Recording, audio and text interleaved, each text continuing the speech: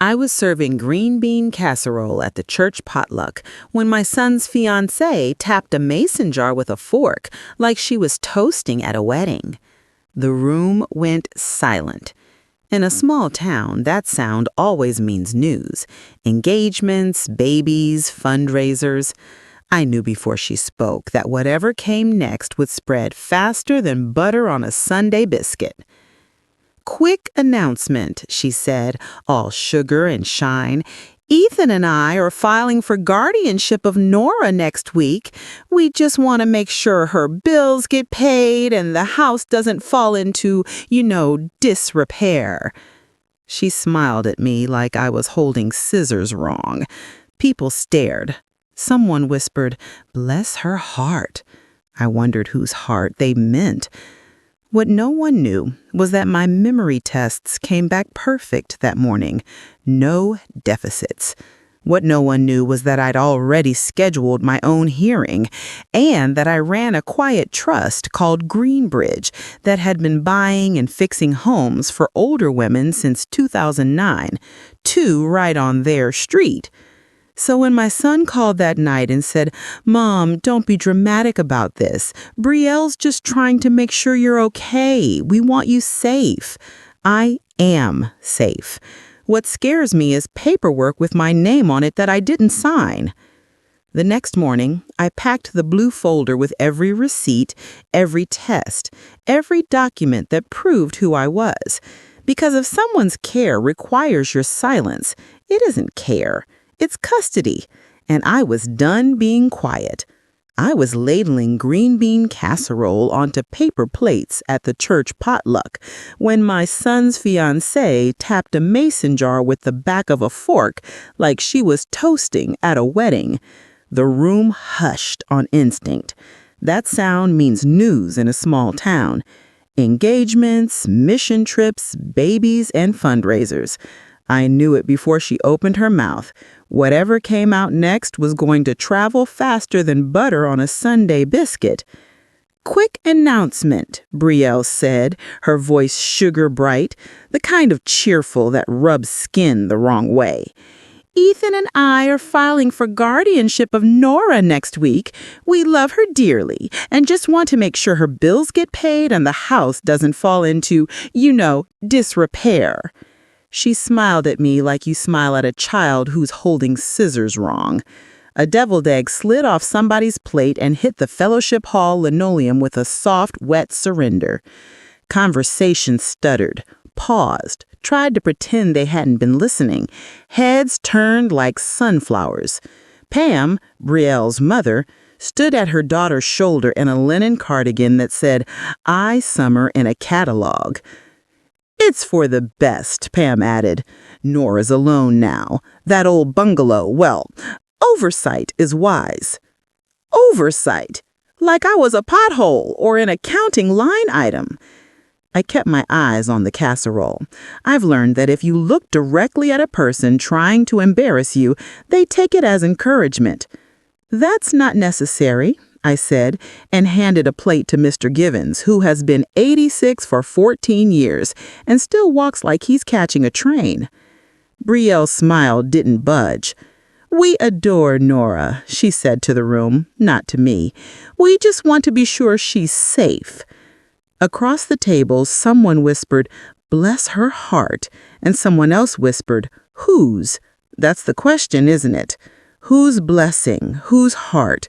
Nobody in that hall knew that my annual cognitive screen, memory tests, drawing clocks, counting backwards by sevens, had landed in my inbox at 8:02 a.m., stamped cognitively excellent, no deficits. Nobody knew that 3 days earlier I'd stood at the county clerk's window and scheduled my own hearing time. Nobody knew that I chaired a quiet trust, Greenbridge, that had been buying, fixing, and renting homes to older women since 2009, two on their very street. So, bless your hearts, I said, because I am Southern in my bones, even if Ohio is where I buy my postage, and I went back to casserole. 2 hours later, at Maple Street Diner, Louisa slid a slice of pecan pie in front of me and didn't bother with the bill. "On the house," she said. "Facebook is humming." "Lou," I said, "can you print a voicemail transcript if I forward it to the Diner account?" She tipped her chin. "Of course. Lou's hospitality is a language." The voicemail was from First Horizon Mortgage. "Ms. Bennett, we cannot count a future guardianship as income for a home loan. Please do not send that again." I forwarded it across the checked tablecloth. Lou printed and handed me the paper warm from the machine. I folded it into the blue plastic folder I carry everywhere the way some women carry lipstick. Across the square, the Monroe County Courthouse sat steadfast with its granite clock that never lies. It's a comfort, a countdown, a scolding. Depends on your day. Ethan called that evening. "Mom," he started, apology and exhaustion braided together. "Don't be dramatic about this. Brielle's just trying to make sure you're okay. We want you safe." I am safe. What scares me is paperwork with my name on it that I didn't sign. Silence traveled the line like a shiver. "You knew?" I asked. I thought it was just a draft," he said, which is the sort of sentence you say when something has already left the station and you're running behind it. Drafts don't show up in a lender's inbox. Drafts don't include my parcel number. He cleared his throat. "Can we talk about this in person?" "We'll talk in court," I said, and hated the steel in my voice, hated that it felt necessary. I went to bed with my hands folded flat on the comforter, like a woman in a painting. I tried to pray for softness and instead fell asleep planning where to put the documents in my folder so the judge would see the right page at the right time.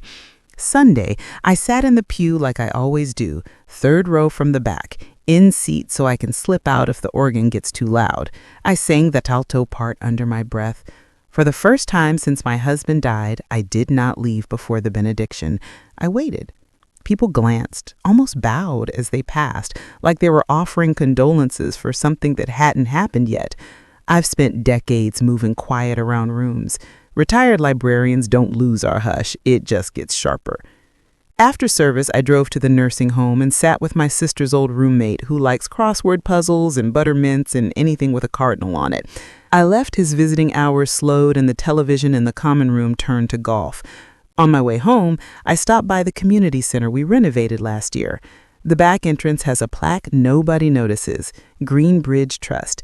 It's 1 inch by 3 inches and engraved in a font you forget as soon as you see it. That's the point. Deputy Ortiz held the door for me on his way out. He's got the gentle blue eyes of a man who knows the difference between gossip and danger. He asked if I was speaking at Literacy Night Tuesday. His aunt loved my budget workshop talk, says I make APR sound like a man to avoid. If the court doesn't run long Monday, I said. His eyebrows decided not to ask follow-up questions. The good ones know when to leave a thing alone until it crawls out on its own. Monday dawned gray and clean, like the sky had been erased and no one had written on it yet. I ironed the shirt that doesn't wrinkle anyway because it makes me feel prepared. I put the blue plastic folder in my bag next to mints, tissues, and a pen that doesn't give up mid-sentence. I locked the door twice. I fed Mr. Whisker, the neighbor cat, because Mrs. Albertson's arthritis was acting up. I drove my 2008 Corolla 7 miles under the speed limit because if there is ever a day to avoid a ticket, it is the day you go to court to prove you are not in need of someone else making decisions. The courthouse hallway was full of vending machine hums and shoe squeaks and women holding their breath. Brielle stood there with her phone like it was an oxygen tank. She didn't look at me. She didn't have to. She had an audience. Pam hovered close enough to catch credit. Ethan leaned against the water fountain, hands in pockets, eyes on floor. He has my husband's shoulders and my father's wrists. My heart lives in all that bone and boy and 30-year-old trying. The probate judge wore a scarf teachers wear in school pictures. I liked her immediately for no reason the law would recognize. She called our case. Brielle's attorney polished his voice, his shoes, his evidence. "Your Honor, we are concerned for Miss Bennett." He began, laying down photos like cards he expected to win with. A wobbly handrail, expired milk, a cluttered attic that looked like every attic I've ever known. "She is isolated. She nearly fell last month. She wears cardigans in June." The judge glanced at the thermostat set to meat locker for the comfort of men who run warm and women who think suffering proves you're a team player. "Proceed," she said. They had a photo of my pantry shelf lined with beans. They had a copy of the insurance bill I paid late last fall after my sister passed, and I forgot the calendar for a week. They had a printout of a Facebook comment thread where someone said my yard looked sad. "Your witness," the judge said. I slid Luis's transcript to the bailiff, then to the bench. "This is a voicemail from First Horizon. Mortgage. It's addressed to me and references an email from Miss Rowan's account asking whether a lender can count a planned guardianship as income for a jumbo loan." Brielle's attorney tried to object to tone. He did not object to the words. "Overruled," the judge said, and I loved her for it. "Next," I said, handing up Dr. Huerta's evaluation, "annual cognitive testing. I take it because I believe in evidence more than I believe in social media. It says I'm fine, better than fine." Also included are copies of my durable power of attorney and healthcare proxy, signed last year with my attorney, Miss Delgado, present. Agents named are my nieces who live 20 minutes away, not my son, by my choice. Ethan's head lifted like I'd tugged a string on his heart. I did not look at him yet. I couldn't do tenderness and battle simultaneously. I added bank statements, modest checking, retirement accounts carefully titled with transfer on death beneficiaries so nothing gets stuck in limbo because someone's feelings are hurt. Then the portfolio sheet from Greenbridge. The room changed temperature. You can feel that shift, how certainty goes thin. "I am trustee of Greenbridge Community Trust," I said. "We own 12 rental homes for seniors on fixed incomes. We hold the second mortgage on Blossom and Braid Salon, Miss Rowan's mother's business, to keep it afloat during the pandemic. Here's the amortization schedule. They've paid on time every month." Pam flushed the color of a child caught with an extra cookie. Brielle didn't breathe. "And finally," I said, because this is the part that always moves the needle, 3 notarized statements from church members present at the potluck when Miss Rowan announced an unfiled guardianship plan and implied I was unfit. One of those members is a home health nurse and a mandated reporter. She filed an adult protective services note because weaponizing guardianship is a form of financial abuse. The judge slid her glasses down her nose. "Miss Rowan," she said, voice even, "did you email a lender about a guardianship you planned to petition for?" Brielle licked her lip. "We were exploring options," she said, which is the kind of sentence you say when you want to stay on the good side of your future. The judge turned to me. "Anything else, Miss Bennett?" I took a breath. "Yes. The wobbly handrail photo? That was mid-repair. Ethan promised to finish. He didn't. I hired someone and kept the receipt." There's the sound a room makes when a balloon pops. It's not the pop. It's the sigh after, the air correcting itself. The petition was denied in 12 minutes. The judge referred the lender email to the county investigator. She set her scarf straight and looked at my son the way a good grandmother looks over her glasses at a child who had forgotten the rules of the sandbox. "Mr. Bennett," she said, "love isn't submission to someone else's worst idea. Choose better." We filed out in a slow spill of shoes and shame. Pam walked fast. Brielle's heel caught in the doormat and she swore under her breath. Ethan stood by the water fountain like the same boy who once stood there after a spelling bee, gutted by the letter he missed. "Mom," he said. I held up a hand. "Not now." He nodded. He has always understood no, even when he did not like it. That's what gives me hope. On the courthouse steps, a woman from my knitting circle squeezed my arm. "We heard," she said, There is always a we. We're with you. I know, I said and meant it. The worst lies loneliness whispers are the ones about invisibility. I am not invisible. I am an older woman in a town that watches and remembers. I drove home on streets that know the shape of my tires. I cut through the alley behind the post office out of habit, waved to the mailman who waved back with 2 fingers the way men do when they're carrying something. I pulled into the driveway, turned off the engine, and let the quiet sit next to me until I could get out of the car without braking. The day after court, I made a lasagna for the neighbor down the block with shingles. I mowed my tiny front yard in crooked rows. I moved the old rug that tried to murder me and put down a rubber mat that would never be pretty, only honest. I walked to Maple Street Diner and gave Lou a hug that went on 1 beat longer than we both expected. "You going to literacy night?" she asked, pouring my decaf. "I am if Miss Delgado needs me," I said. There are women in this town who don't know guardianship can be misused. We're going to fix that. "Make it plain," Lou said. "People listen when you make it plain." Ethan came by that evening with a sack from Kroger and 2 avocados pretending they were ready. He stood on my porch the way a teenager stands when he wants to say he's sorry but hopes you'll say it first. "He'll fix the handrail," he said. "You'll finish the handrail. There's a difference." He nodded, and he got to work.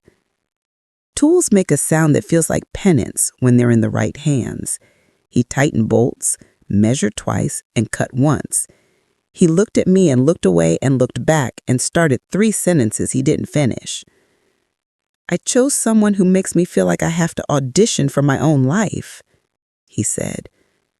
"That's not love," I said. "I know," he said so quietly I had to lean in to hear. I just didn't want to know. When he was done, we ate chili from the freezer and cornbread from a box because I am not above shortcuts when the day has been long. He kept starting to apologize and stopping, like he'd learned the rhythm of promises from a clock that stuttered. "Mom, what do you want me to do?" "Grow," I said. "You can do it with a therapist or a pastor or the dog, although you don't have a dog, but you cannot do it with her. Growth that requires you to shrink is a costume, not growth." He laughed on a breath that shivered. "You always make it sound so obvious." "It's obvious from here," I said. "When you're standing in it, it's fog." He kissed my forehead like he did when he was 8 and decided that was a thing men do for women they love. It is a thing. He left with Tupperware and 2 hard avocados and a list of plumbers because the downstairs sink has been opinionated. The week pulled itself into order thread by thread. On Tuesday night, the library's community room smelt like old paperback glue and new coffee. Folding chairs scraped. Miss Delgado, hair up, sleeves rolled, made the law plain with a whiteboard and a voice that did not apologize for knowing things. I told a story about green bean casserole and a missing button on a cardigan and a judge with a scarf that looked like it had taught phonics. We passed out copies of a checklist: durable power of attorney, healthcare proxy, HIPAA release, advance directives, what to keep, where to keep it, who to tell. We printed a single-page sheet titled, "Guardianship Isn't Care When It's Control." Deputy Ortiz stood in the back, arms folded, eyes soft. People asked questions that cracked their own hearts open. A woman with ink on her fingers and a bruise on her pride whispered that her nephew had mentioned guardianship and down payment in the same sentence. She cried in a way that made me want to gather her like laundry. We sat on the curb outside after and breathed air that felt bigger than the room had been. The week after that, Blossom and Braid Salon made their mortgage payment early with an extra $50 and a note from Pam. "Thank you for the bridge. I'm sorry I forgot what it was." I read it twice in my car. Mercy is an ache when it's real. It requires you to hold two truths at once, that the person who hurt you is capable of goodness and that you are allowed to protect yourself anyway. Brielle did what people do when their plan fails in daylight. She took it to the dark. She posted on Facebook about elder neglect and unsafe home conditions, without names, but with breadcrumbs a child could follow. I did not respond. Ms. Delgado sent a cease and desist letter with firm, polite teeth. The posts came down, new ones sprouted smaller, spikier, then nothing. Silence grows when it realizes it's losing. Days found their chores again. On Thursdays, I drove a meal to Mrs. Albertson, who asks me to put the lasagna on the counter and the flowers on the table and stay for one hand of gin rummy that always turns into two. On Fridays, I walked at the track with a pack of women who know every doctor's phone number in town and the best way to fix a stuck garbage disposal. We talk about shoes, we talk about grief, we talk about the way the grocery store reorganized the cereal aisle and ruined muscle memory. I opened my sister's diary one rainy afternoon and read about the day in 1987 when we bought matching chambray shirts at JCPenney and decided we were the kind of women who could fix anything if we stood side by side. She died last year. I still stand with her. Some loyalties survive the body. In August, the trust closed on his 13th house, 2 bedrooms, 1 bath, a porch barely hanging on. We put in a ramp, widened the doorway, ripped up carpet so old it was practically history. I hired Chloe, the young stylist who used to work for Pam, to paint. She paints like she's frosting a cake, slow, careful, the same stroke over and over until the thing looks like itself again. "Miss Bennett," she said, sitting cross-legged on the porch with a tuna sandwich wrapped in wax paper, "I heard what happened in court. Thank you for not burning it all down." "I'm a rebuild with salvage wood woman," I said. She laughed. She signed up to help at the clinic on Tuesday nights. She brings cookies that soothe people in ways they don't remember they need soothing. Ethan showed up on a Wednesday with a toolbox and a sheepish grin. He fixed the sticky cabinet door, the bathroom fan that moaned like a ghost, and the loose knob on the back room window. He stayed for meatloaf. We did not say the word guardianship. We said the word football and the words, "Do you remember when?" And he said the words, "I booked a counseling appointment." I did not clap. I nodded. We agreed the avocados were finally ripe. He asked me that night if my will still left him the house. I said it does, but I put in conditions last year that I'm keeping. 1 year of steady work that you choose, counseling twice a month, and no new debt with anyone who says babe before bedtime. He snorted laughter, then sobered. That last one is called the Brielle clause, right? That last one is called the I raised you clause. I will not fund your bad decisions, and I will not reward your surrender to someone else's idea of who you should be. He nodded like a man who wants to argue, but knows his mother has already won, and he's grateful for it. He said, "I can do steady work." I said, "You can. You are not allergic to it." The Guardianship and Dignity Clinic became a real thing by fall. We printed signs, we posted hours, we made coffee strong and kind. We learned to say, "I am not your attorney, but here's where to find one." We kept a stack of envelopes and a list of notaries and a place on the whiteboard where people could write the first names of the folks they were doing this for. Ruth, Eileen, Dot, Miss Jessie, Mom. We kept tissues in every corner like the fire department keeps extinguishers. A young man came once, eyes red, hoodie up despite the heat. He said, "My mom's boyfriend is talking about taking over her stuff. She forgets things sometimes since the stroke, but she knows who I am. Does that count?" "It counts," Ms. Delgado said, and handed him a checklist. "And we're going to count it out loud so you have words when you need them." I went home those nights smelling like coffee and highlighter ink, bone-tired in the good way. Sometimes I'd sit in my car and listen to the radio with the engine off, static taking over as the station drifted out. I'd think about the judge's scarf and my husband's hands and the way boys become men slowly, like dough rising when the kitchen is cool. In October, when the maples went loud, Brielle texted Ethan from a new number and asked if he would meet her for coffee as friends. He said no. She posted a photo of her hand without a ring and a caption about new chapters. People congratulated her the way they congratulate a person who escaped something they aren't aware they were in. Pam started giving chair massages at the farmer's market for free on Tuesdays. Small towns offer redemption and exile in the same grocery aisle. One Saturday, the city hosted a fall festival on the square. I set up a little table under a borrowed canopy with brochures about the clinic and a plate of oatmeal cookies that earned me friends I will never see again. Kids in face paint streaked past, sticky with cider. Someone's dog wore a flannel bandana.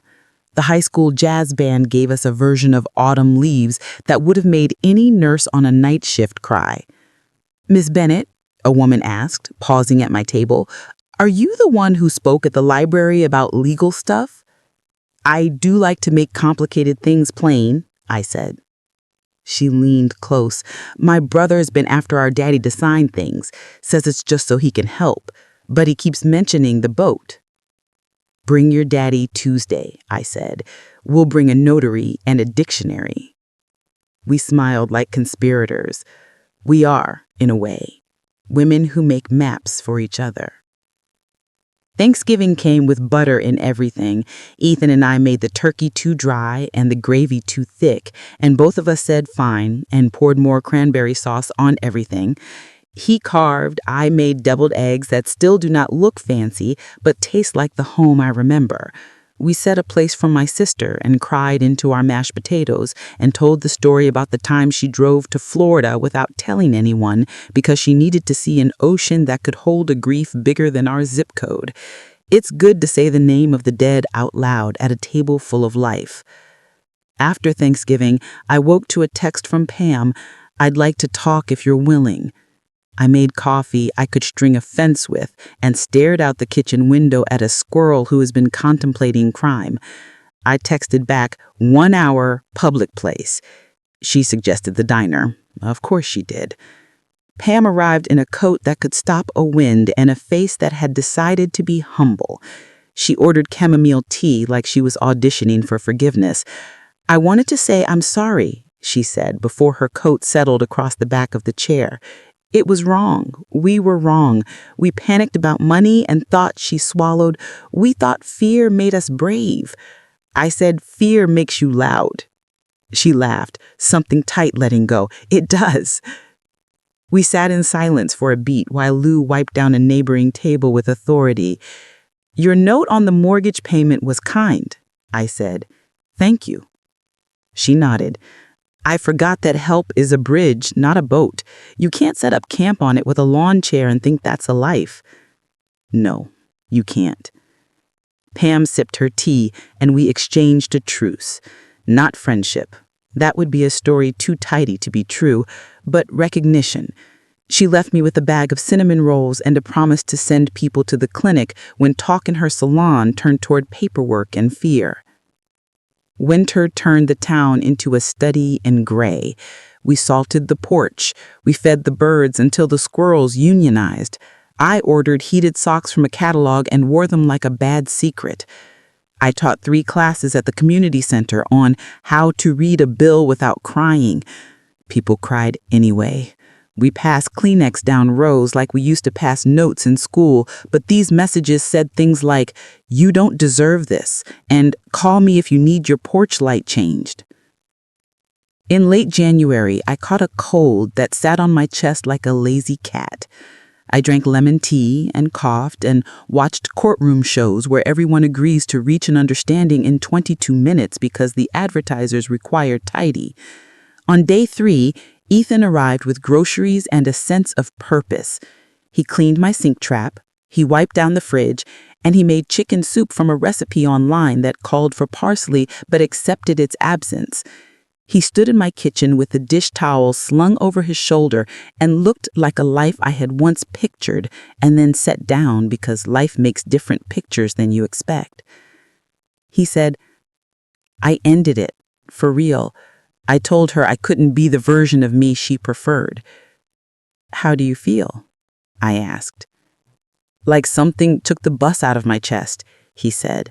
"I finally can breathe." "That bus can run you over from the inside," I said.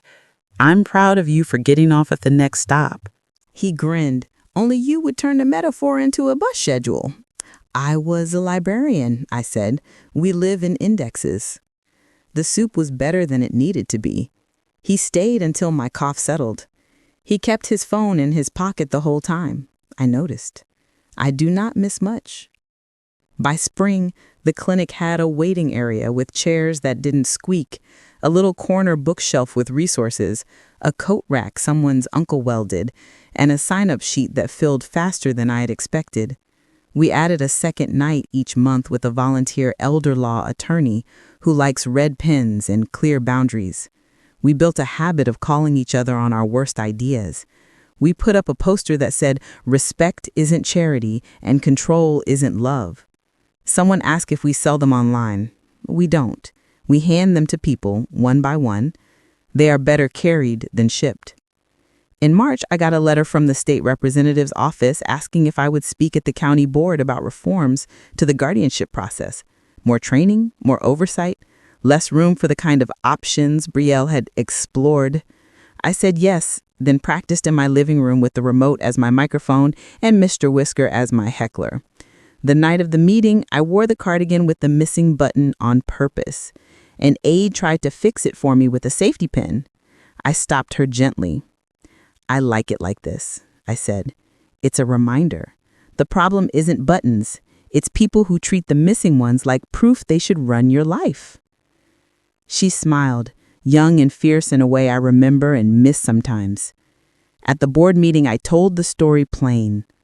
Potluck, mason jar, oversight, mortgage, judge, receipts, clinic.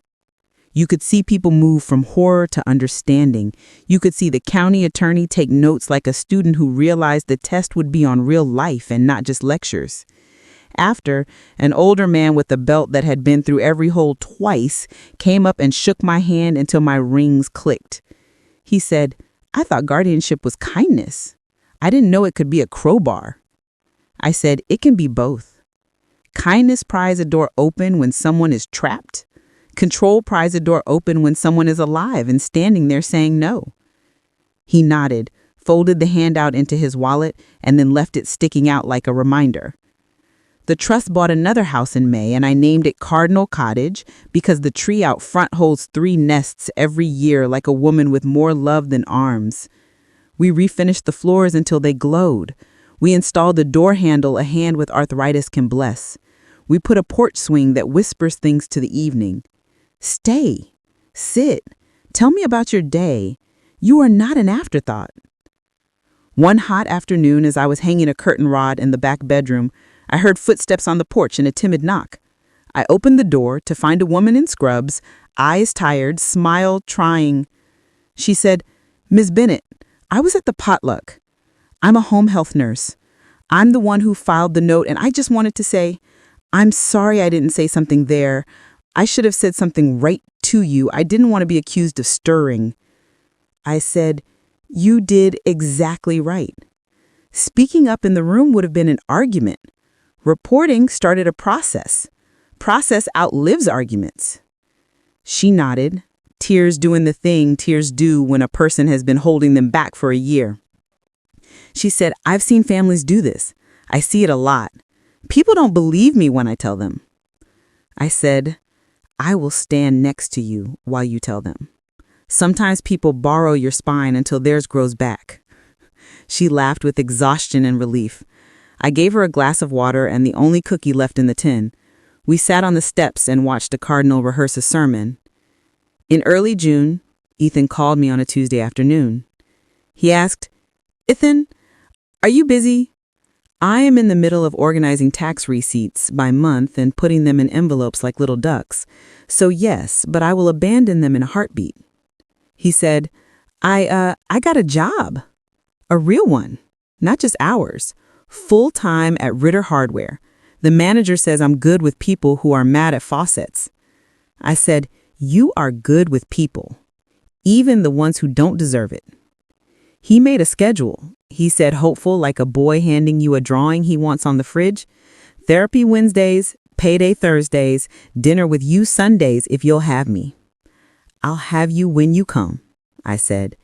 You're the only son I've got. He exhaled a laugh that had lived in his chest too long. You're going to make me cry at work. I said, that would be a choice, and you're learning about those. He's different now when he comes over. He puts his phone in the bowl on the entry table. He asks if there's a task list. He brings the avocados only when they are actually ready. He laughs more. He lets silence sit between us without fidgeting to fill it. He asked my permission to borrow the ladder and returned it with the paint drip scrubbed off because I knew I'd notice. We ran the clinic through the summer. We added a session on scams, grandparent calls, fake utilities, the way fear arrives in your ear like a friend. We role-played saying no. We practiced hanging up. We kept a jar of buttons for anyone who needed one, not because we wanted to fix everything, but because sometimes a button is a project you can complete in a world that will never be done. In August, a woman came to the clinic who had been quiet through 3 sessions, listening from the back row like an auditor in a class she might decide to enroll in later. She waited until the room emptied to approach me. My daughter says she wants to help, she said, fiddling with the ring that moosed in soap too many times.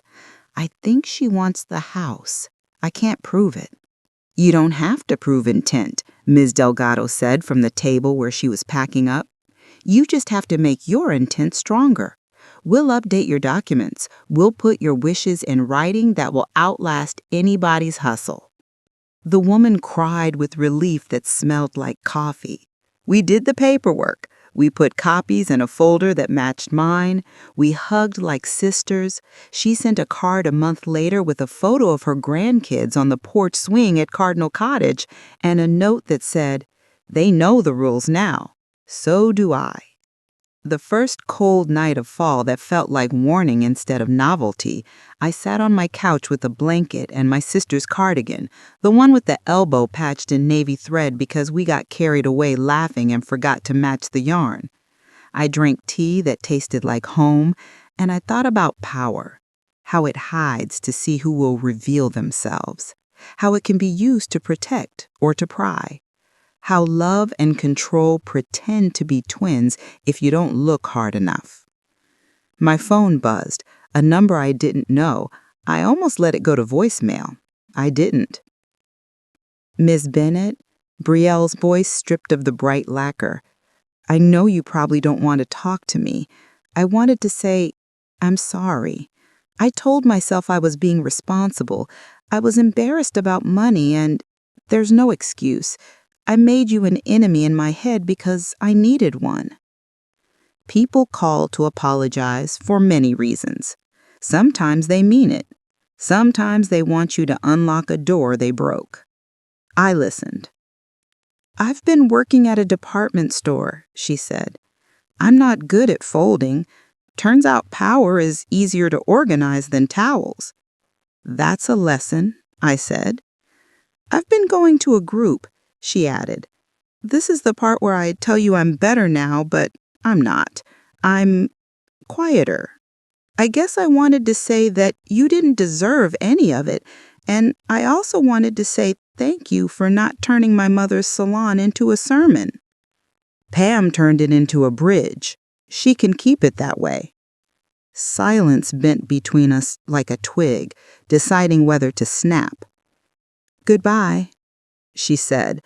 I hope your cardigan never loses that button. It already did, I said. I decided to leave it that way. She laughed, broken and human. Of course you did. After the call, I sat with the quiet. Forgiveness isn't a day. It's a practice. Sometimes you're good at it. Sometimes you're clumsy and you knock something over.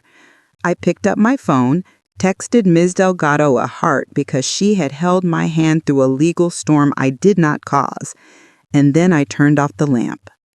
A new year slid in with fireworks the color of cheap candy, and resolutions we will keep until February and again in June, and then with more grace in September.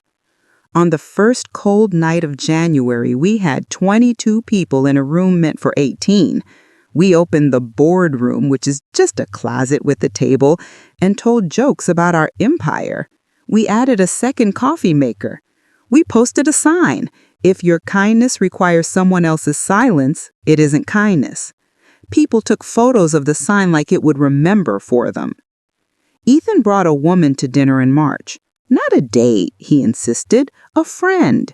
She wore a sweater the color of deer, hair in a ponytail with a mind of its own, and a laugh that sounded like she practiced not laughing for a while and had just started again. She asked me about books instead of my casserole. I liked her instantly, with a caution I've earned. We ate chicken pot pie and told stories about undercooked rice and the time the dog we didn't have ran away. After, she helped wash dishes and didn't make a production of it. When they left, Ethan hugged me and whispered, "I'm trying to choose better." I said, "You're doing it. It shows." We spent the summer putting screens on windows that never had them and fielding calls from daughters who live in states that don't visit often, and sons who call only when something is wrong, and neighbors who know more than they think they do. We paid a roofer named Ace who showed up on time and didn't charge extra for complimenting my hydrangeas. We learned to install grab bar without drilling into studs you can't see. We wrote grants with verbs like strengthen and protect. We made a list of everything that hurts and then crossed out what hurts less. By August, the clinic had helped 3 families set up powers of attorney without a fight. One family stopped a petition before it humiliated a matriarch in public, and 2 sisters decided they could share their mother's care without being enemies. The county board passed a resolution requiring financial exploitation training for people filing guardianship petitions.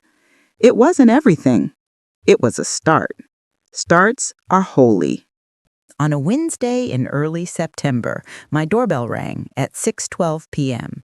I opened it to find Ethan with a loaf of bread he did not bake and eyes that had cried recently, but not miserably. "I signed the lease on an apartment," he said. "Small, good light, off-white paint I already despise." "Congratulations," I said. "And I'd like to earn your house," he said. "For real. I made a plan." He handed me 3 pages with bullet points and boxes. 2 years at the hardware store, promotion if I don't mess it up, therapy every Wednesday for as long as it takes, and a savings plan I had the guy at the credit union look at. I read it because respect looks like reading. I said finally, "You spelled therapy wrong." He laughed. "I'll fix it with a pen." "You can," I said, and I signed my initials at the bottom like I was approving funding for a bridge. When fall came again, we hosted a second forum at the library. The room smelled like sharpened pencils and hope. The county attorney presented numbers. Ms. Delgado explained a new affidavit requirement. I told the same story I will tell until it is no longer needed. Potluck, mason jar, oversight, mortgage, judge, receipts, clinic. This time I added a coda. "And now," I said, "I sit on a porch swing some evenings at a house we call Cardinal Cottage. I listen to women who believe they were too much and not enough in the same breath. We drink tea that could strip paint. We replace light bulbs. We practice saying no. We practice saying yes to ourselves with the same enthusiasm we have always reserved for everyone else. And sometimes a young man shows up on a Sunday with avocados finally ready and a steady heart. And we eat chili and laugh about nothing because nothing is a miracle when you've lived through something." People cried. And then they applauded, not for me, but for themselves, for the parts of them that have always been brave and quiet and good. The last warm night before the air remembered it was Ohio, I sat on my porch in the cardigan with the missing button, feet tucked under, book face down on my lap. A car slowed in front of the house. A woman inside waved. It took me a second to recognize her in the dusk. Brielle. She smiled, small, real, and kept going. I waved back like a person who blesses without permission. Later, as the stars tried to outshine the street lamp and failed in a charming way, I thought about all the versions of me that had stood on this porch, newly married, new mother, newly widowed, newly furious, newly tired, newly steady. I thought about all the women's whose names are on our clipboard. I thought about control dressed up as concern and love dressed up as boundaries, and the way we are all just trying to sort one from the other before the casserole runs out. I went inside and turned off the lights and checked the deadbolt and whispered into a room that holds more conversations than walls. I did it, I told my husband, because some sentences belong in two worlds. I finally learned to defend myself. They're gonna be okay. Justice had arrived quietly, wearing sensible shoes and carrying a folder with tabs. It wasn't a movie ending. It was better. It was a life you can stand up inside. And when people ask me now for the short version, because attention spans are short and lives are long, I say this: respect isn't charity. Control isn't love. If someone's care requires your silence, it's not care, it's custody. Keep your documents current, your friends close, and your receipts organized. And for the love of everything, leave one cardigan button undone on purpose so you remember you get to decide what needs fixing and what tells the truth about you without being fixed at all.